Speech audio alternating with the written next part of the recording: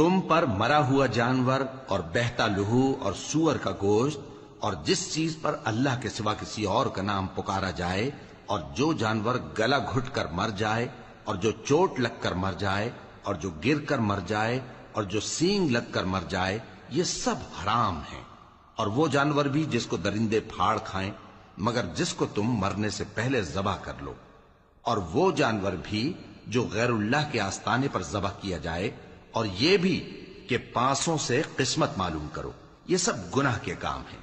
آج کافر تمہارے دین سے نا امید ہو گئے ہیں تو ان سے مت ڈرو اور مجھی سے ڈرتے رہو۔ آج میں نے تمہارے لیے تمہارا دین کامل کر دیا ہے اور اپنی نعمتیں تم پر پوری کر دی اور تمہارے لیے اسلام کو بطور دین پسند کر لیا۔ ہاں، جو شخص بھوک میں ناچار ہو جائے بشرطے کہ گناہ کی طرف مائل نہ ہو تو اللہ بخشنے والا ہے، بڑا مہربان ہے۔